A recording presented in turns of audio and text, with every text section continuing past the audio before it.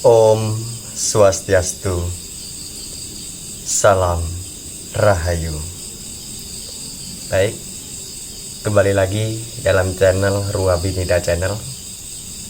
Pada kesempatan kali ini saya ingin membuat video, dan sekaligus video ini sebagai pemenuhan tugas mata kuliah seni sakral. Baik, sebelum itu mungkin kiranya saya akan memperkenalkan diri terlebih dahulu. Perkenalkan, nama saya Gunawan Purnomo.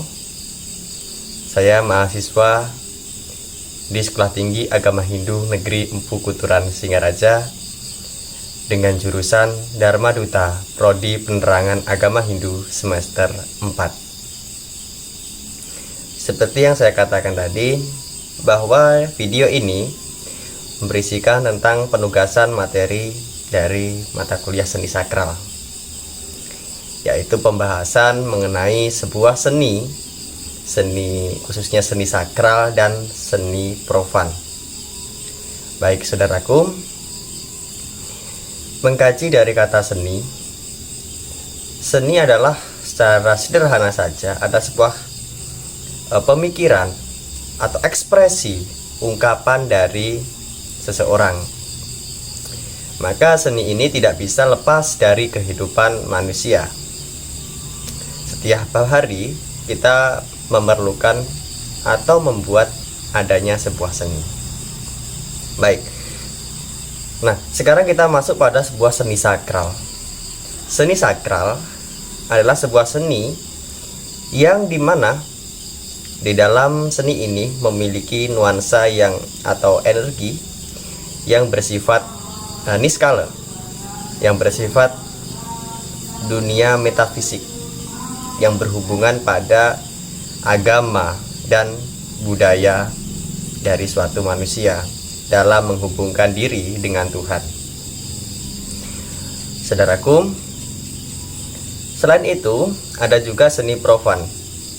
Nah, kalau seni sakral ini tadi, seni ini khusus dilakukan atau dipertunjukkan, dilaksanakan pada waktu upacara agama atau upacara adat. Sedangkan seni profan ini sama-sama memiliki unsur yang bersifat niskala. Akan tetapi, seni profan ini sekarang menjadi sebuah seni yang bersifat tontonan. Jadi seni ini adalah sebuah seni panggilan.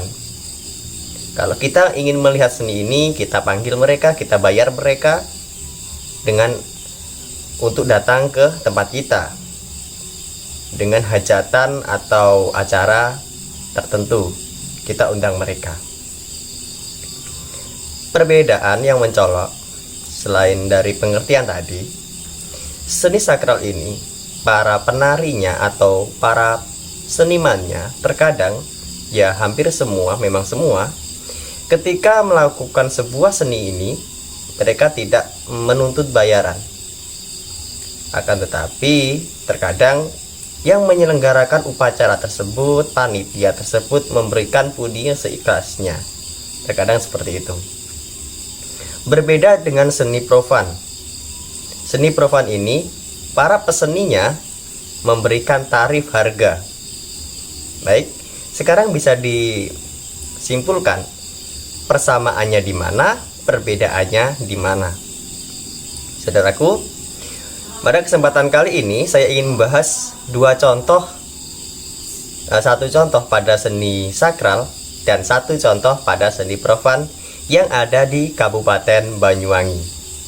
Seni sakral mengenai ritual tari sebelang dan seni profan yaitu seni tari Jaranan Buto. Simak terus videonya.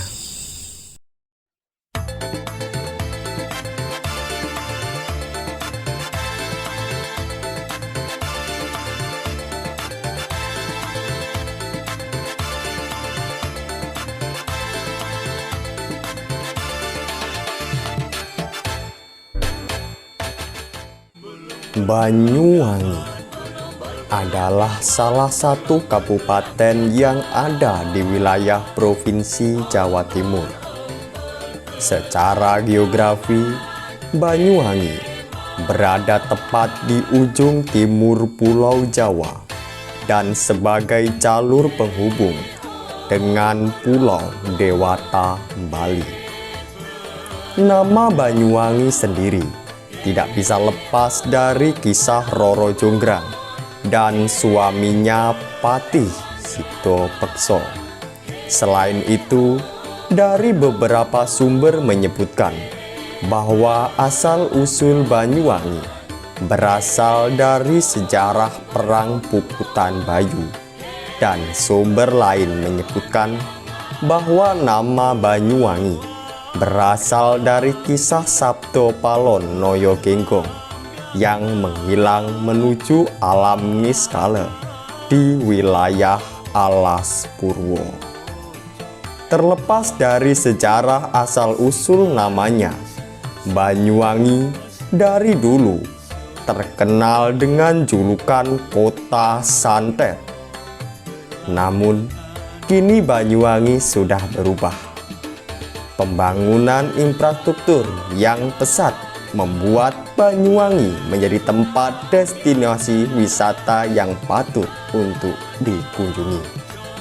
Meskipun perkembangan sudah berubah, masyarakat masih memegang teguh adat kebudayaan leluhur. Berikut ini, Rua Binida Channel akan memaparkan sekilas mengenai kesenian Banyuwangi, baik seni sakral, ritual tari seblang, dan seni profan, seni tari jaranan buto. Selamat menyaksikan. Seni sakral, ritual tari seblang. Seblang adalah tarian khas suku Osing Banyuwangi. Menurut catatan, penari seblang pertama yang diketahui bernama Semi, yang juga merupakan pelopor tari gandrung pertama yang telah meninggal pada tahun 1973. Seblang merupakan singkatan dari sebele ilang atau sialnya hilang. Tradisi seblang ini dilakukan di dua desa. Selain di Desa Bakungan, tarian seblang juga digelar di Desa Olehsari yang juga berada di wilayah Kecamatan Gelagah. Para penari seblang dipilih secara supranatural oleh dukun setempat. Biasanya penari harus dipilih dari keturunan penari seblang sebelumnya. Dan para penari seblang ini menari dengan tidak sadarkan diri atau kerasukan. Ada perbedaan yang signifikan antara tarian seblang yang ada di Desa Olehsari dengan tari seblang yang ada di Desa Bakungan. Yang membedakan adalah waktu pelaksanaan dan yang menarikannya.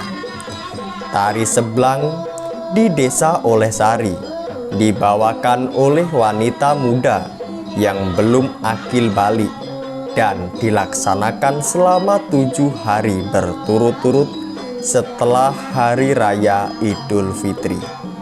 Sedangkan di Desa Bakungan, ritual tari seblang digelar 1 minggu setelah Hari Raya Idul Adha dan dibawakan oleh penari wanita yang usianya 50 tahun ke atas yang telah mati haid, dan dilakukan semalam suntuk di Balai Desa Bakungan.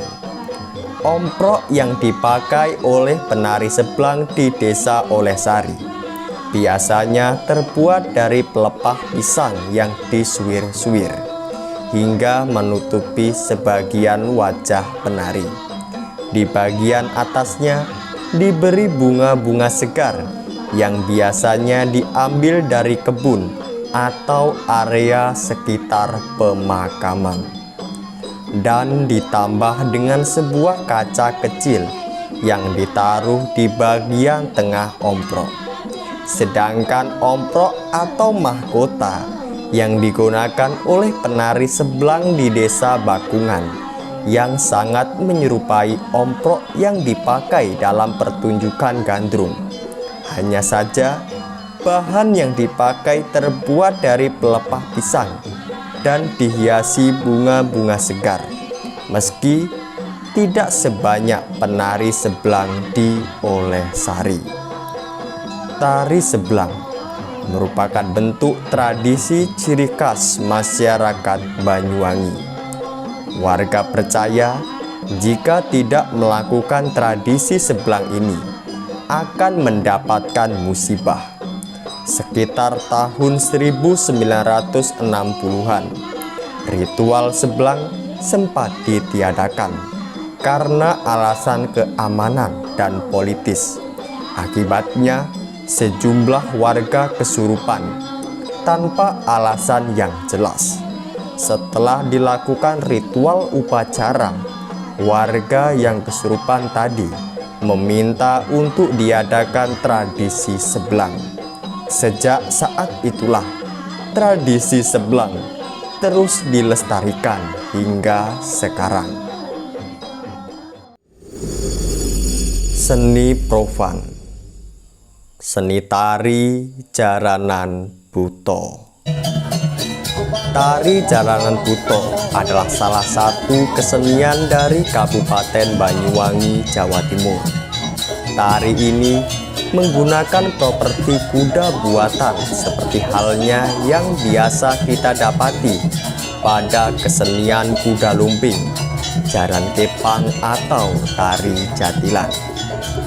Adapun keunikan kesenian jaranan buto dari tari jaranan lainnya adalah properti kuda yang digunakan tidaklah menyerupai bentuk kuda secara nyata, namun berwajah raksasa atau buto. Bahkan tidak hanya kudanya saja, para pemainnya juga menggunakan tata rias muka layaknya seorang raksasa yang lengkap dengan muka merah, bermata besar, bertaring tajam, berambut panjang, dan gimbal. Tari jaranan buto dalam pementasannya diiringi alunan musik seperti kendang, dua bonang, dua gong besar, kempul, trompet, kecek, dan seperangkat gamelan. Tari jaranan buto biasa dipentaskan mulai pukul 10 hingga 16 waktu Indonesia Barat. Pementasannya selalu menghadirkan atraksi yang mengagumkan. Selain atraksi kesurupan, para penarinya seperti pada seni jaranan lainnya. Puncak pertunjukan biasanya diisi dengan atraksi kesurupan para penari jaranan buto. Penari tersebut tidak sadar dan akan mengejar orang yang menggodanya dengan siulan.